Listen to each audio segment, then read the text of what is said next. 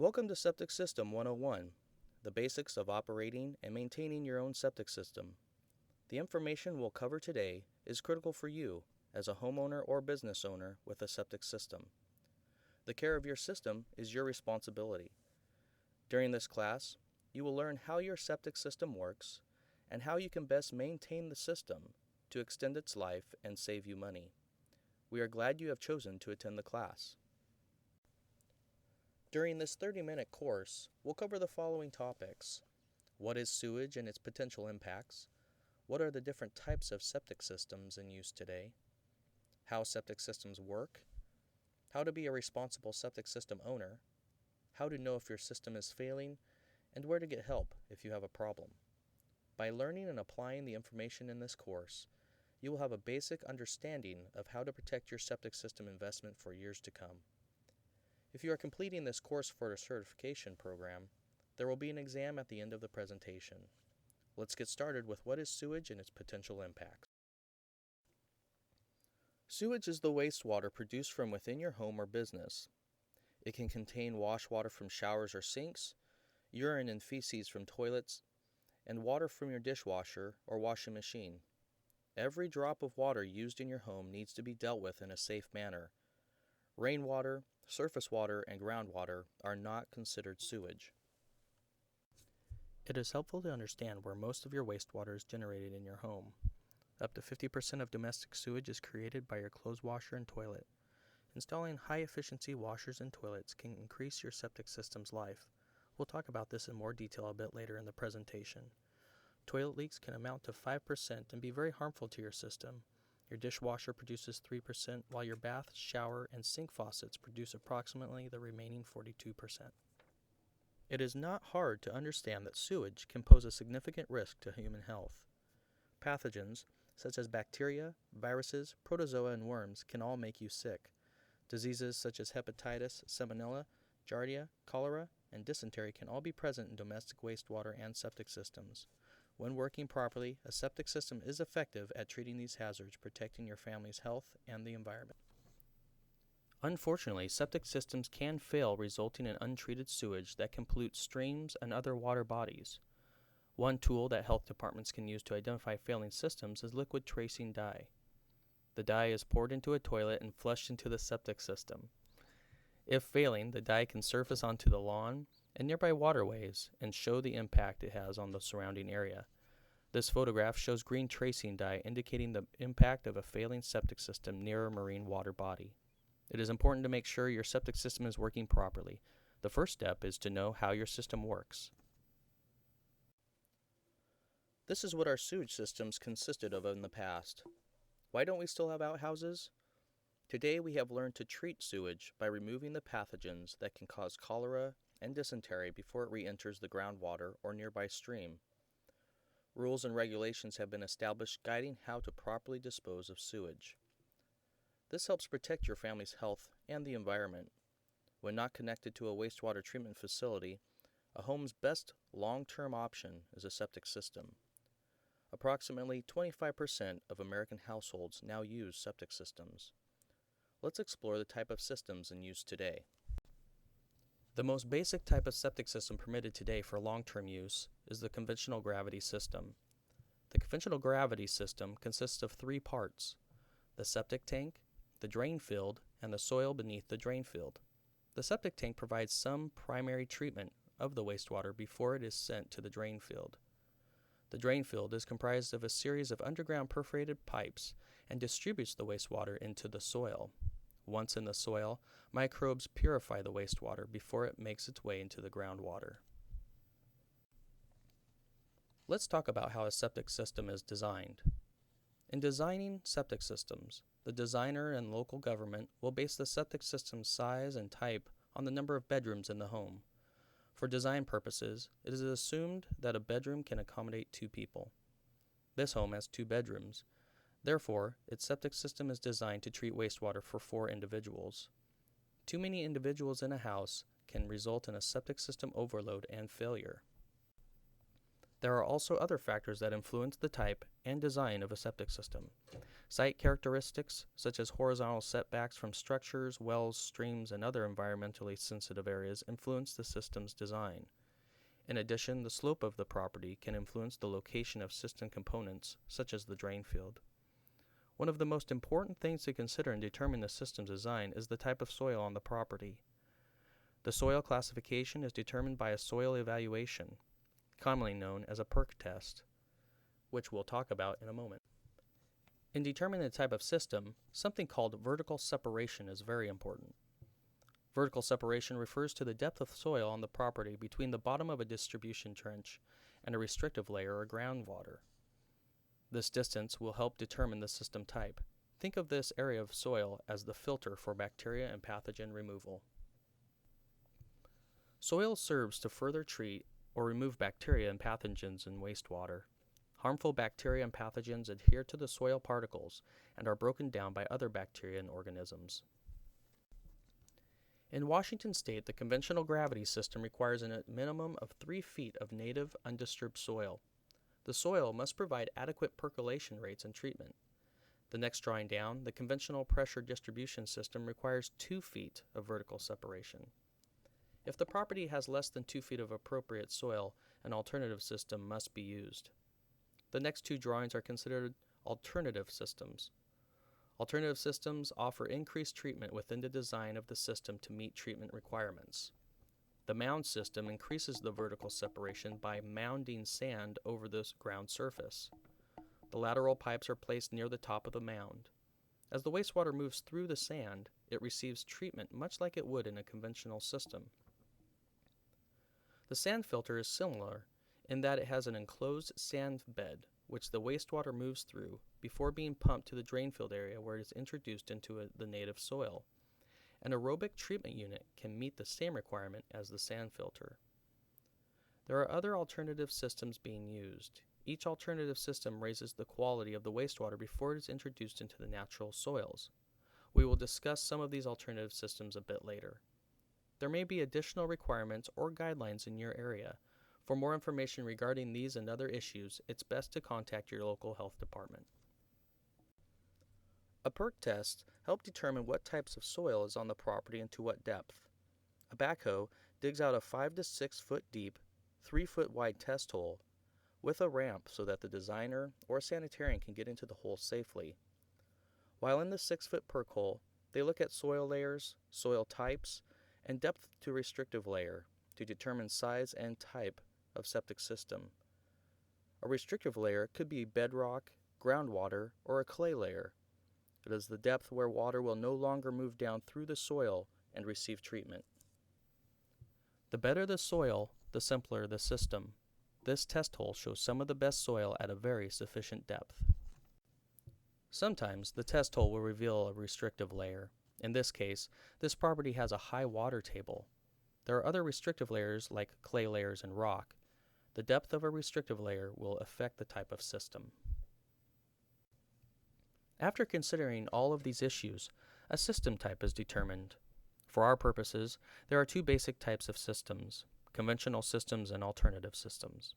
Conventional systems include gravity, pump to gravity, and some counties simple pressure systems. Alternative systems include many types of systems such as pressure distribution, for some counties considered alternative, mounds, sand filters, sand line trenches, aerobic treatment units or ATUs, and other proprietary systems.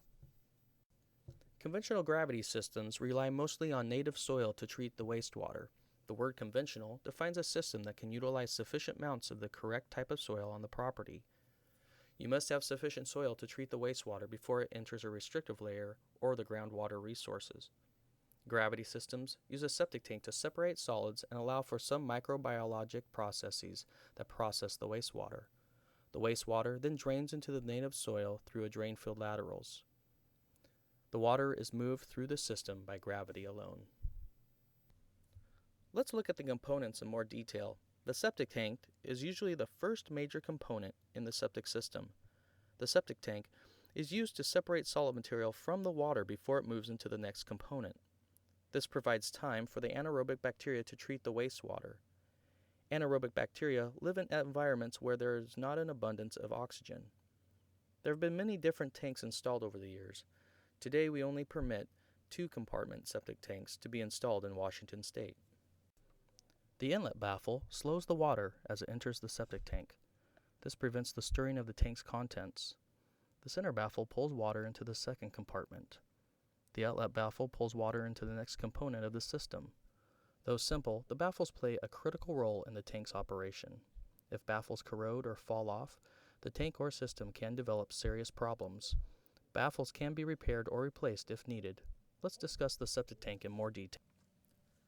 As wastewater enters a 2-compartment septic tank through the inlet baffle, solid material is separated from the wastewater.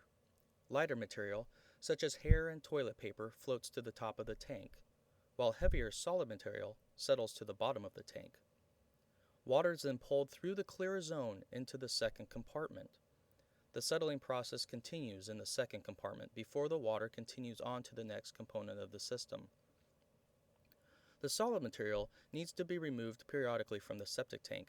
Failing to do so will result in excessive buildup of material and can cause serious problems with the system. For the tank and system to operate properly, the tank should be pumped when the solid material equals approximately 30% of the tank's contents. A bit later, we'll talk about pumping tanks in more detail. A quick note about older tanks. Throughout the years, many different containers have been used as septic tanks. Many of these are no longer safe or effective. Metal tanks, for instance, corrode and lids have been known to collapse. If you have an older system prior to the 1970s, be careful of what might be in the ground.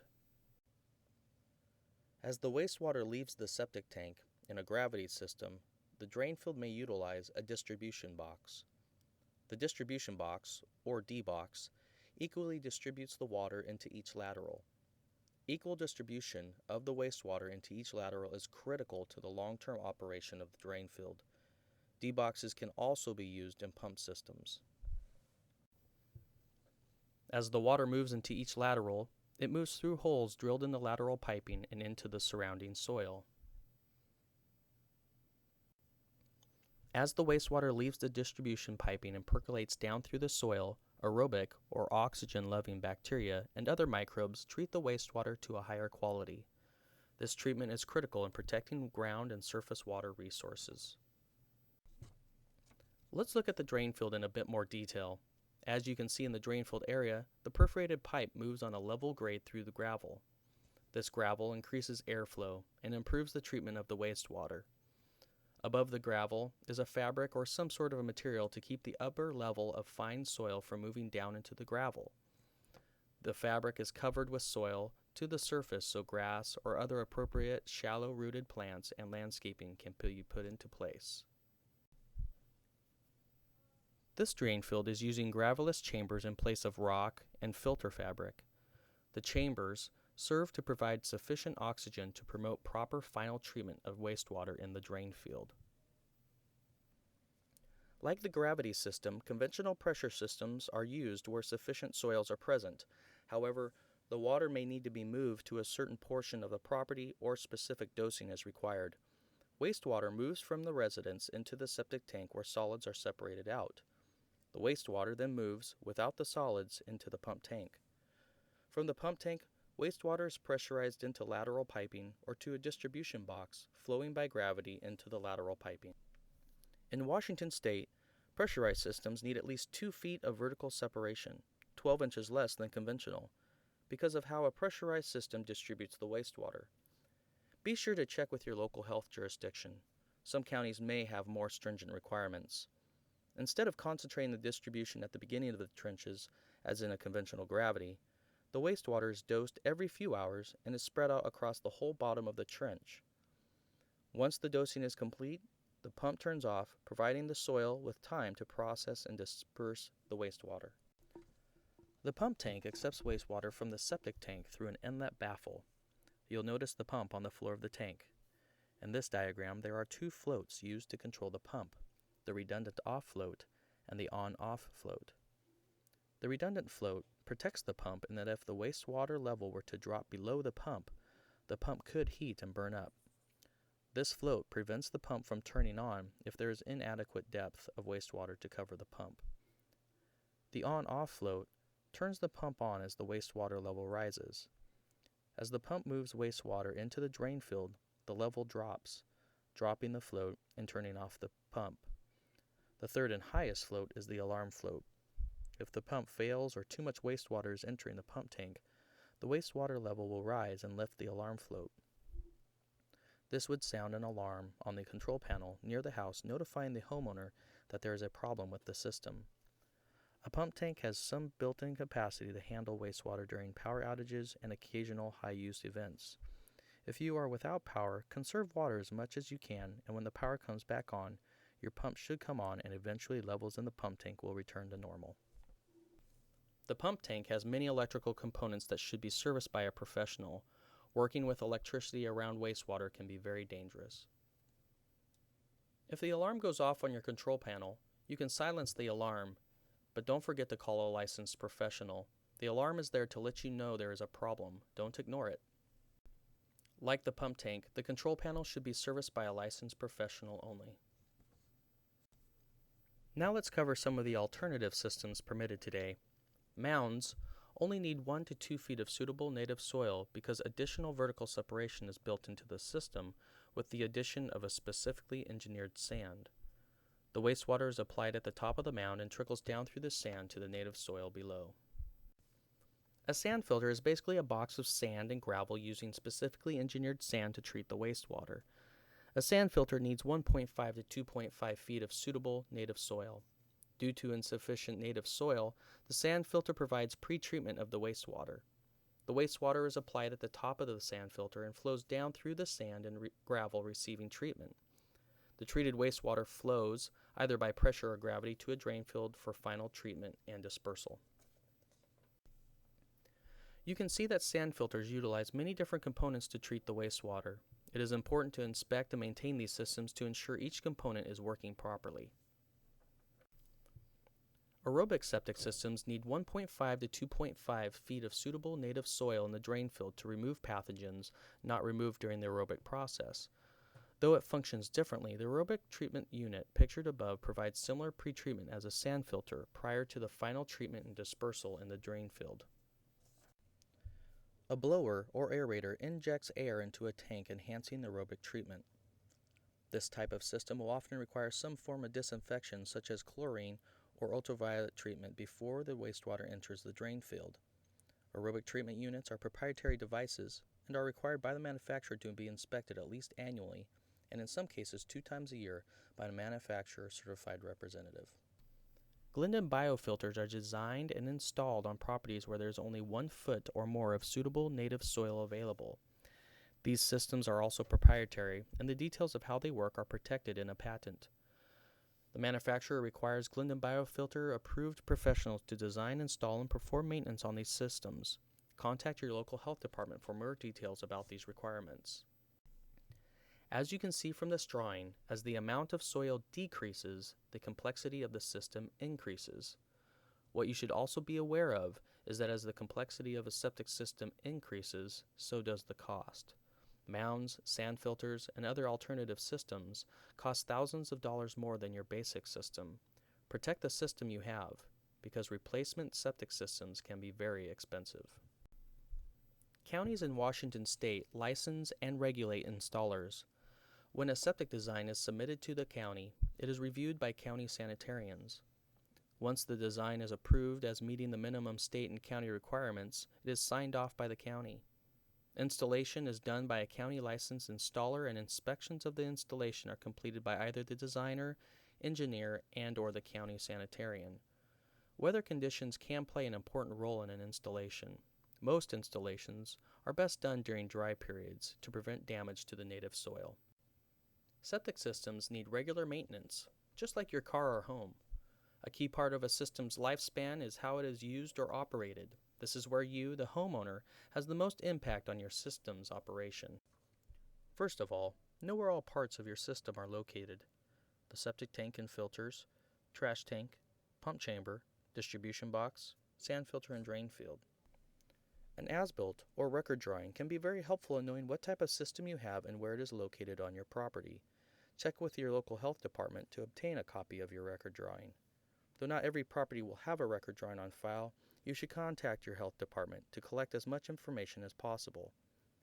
The record drawing can tell you what type of system you have, where the components are located on your property, and provide other useful information. Record drawings are not always accurate. You may want to verify that yours is correct. It is critical to realize that what you do every day has a profound effect on your septic system. Let's discuss some daily habits and whether they can help or hurt your system. Garbage disposals grind up unprocessed food into fine particles, which can stress pumps, clog filters, and potentially clog your drain-filled soils. If you insist on using a garbage disposal, use it sparingly. Only grind up cooked foods. Raw foods do not easily break down in the septic system. And check your system regularly. You will probably have to pump more often. Make sure you have an outlet baffle screen installed to help protect the drain field. An alternative to putting raw foods down the drain is to compost. Information on composting food scraps can be found on the web or through local agencies. Space out laundry loads to allow solid material in the septic tank to settle out properly. Front loaders may use less water, but it is still best to space out laundry water use. If water moves too rapidly through the septic tank, solid material will not separate out and could move on to more sensitive components of the system. When doing your laundry, limit the use of bleach.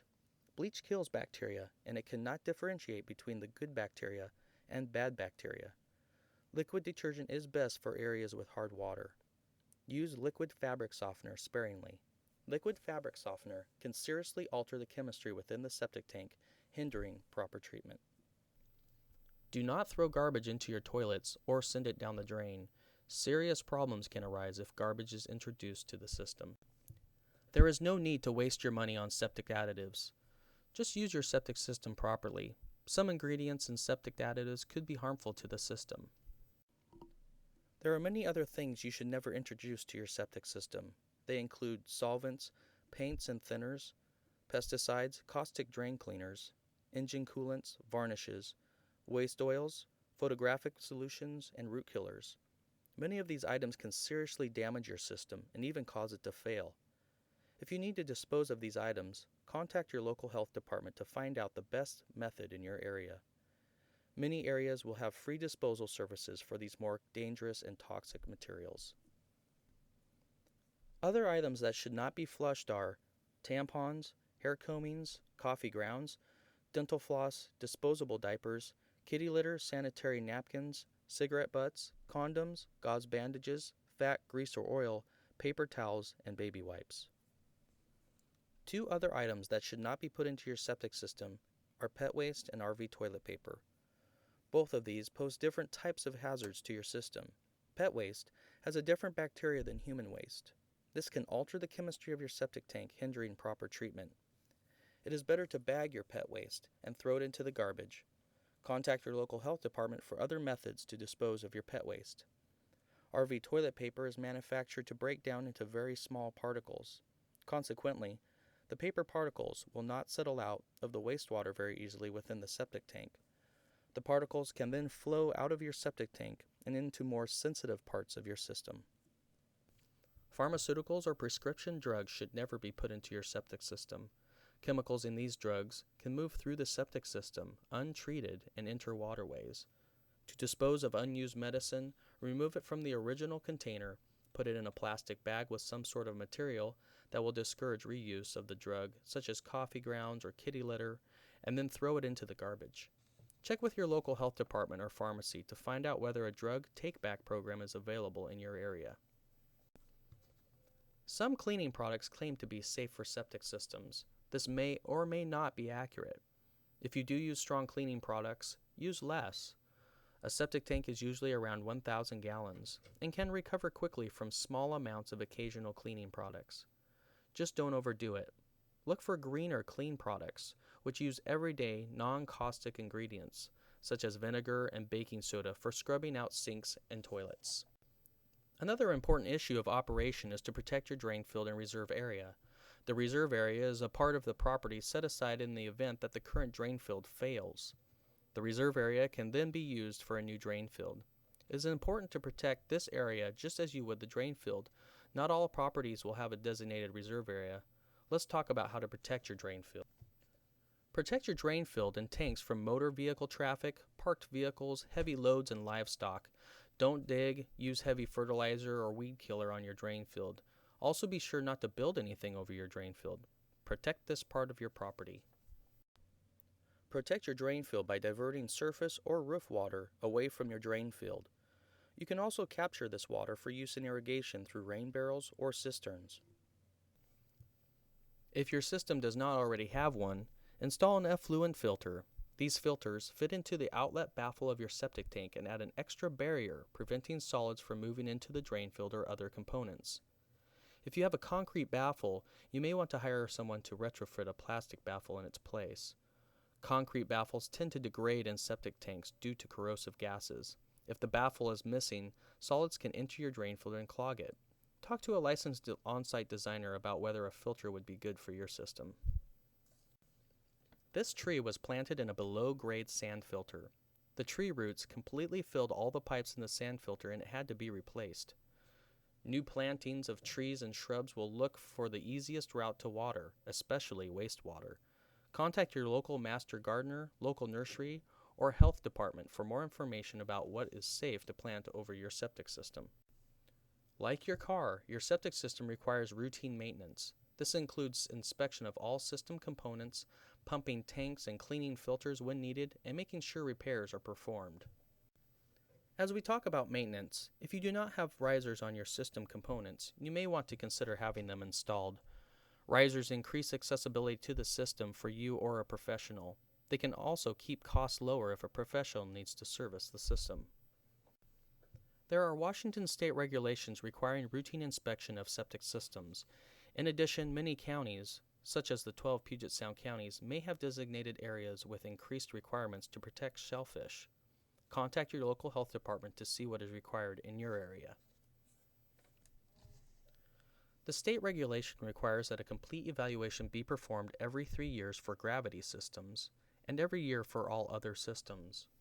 Also, when a property is sold or transferred, an inspection needs to be performed to ensure the system is permitted and operating properly. You will want to hire a licensed professional to perform these inspections. In some counties, homeowners can become certified to inspect their own system. Check with your local health department for specifics. Why are there inspection requirements? Some reasons are to ensure systems are being operated and maintained properly by homeowners, to protect your health, the health of your family and community, or the public health, to protect the natural environment, to protect public interests, for example, shellfish industries, tourism, and water recreation, and to protect your investment. If you inspect your system regularly, you will be able to detect small problems before they become more costly. When pumping the system's tanks, hire only licensed pumpers. They will pump all the tank's contents and inspect tanks to make sure there are no leaks and that everything is working well. Remember, pumping is not the same as a system inspection. How often should you pump your system's tanks? On average, tanks are pumped every 3 to 5 years. However, if a system is used harshly, it may need to be pumped every year.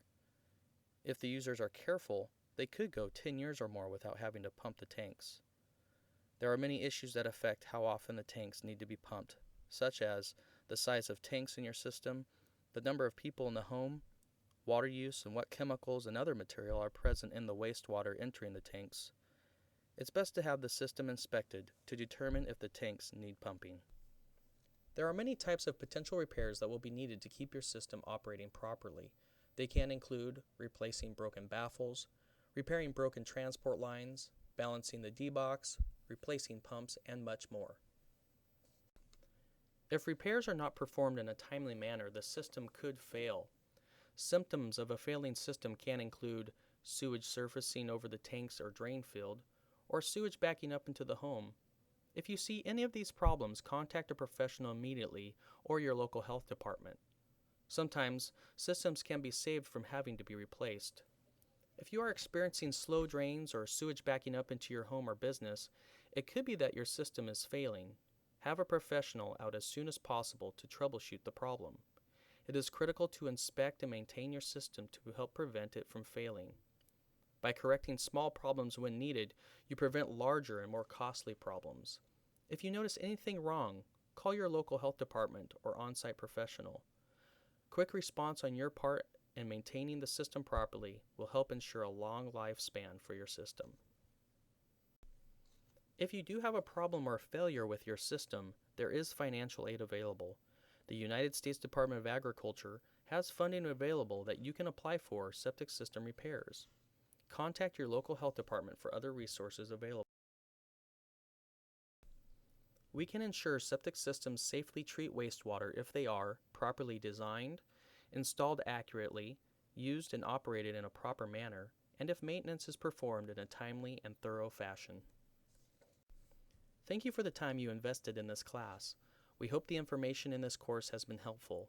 As you responsibly operate and maintain your septic system, know that you are protecting public health, the environment, and your pocketbook. We would like to thank the following for their time, effort, and technical input for this course content. This presentation was made possible by a grant from the Washington State Department of Ecology.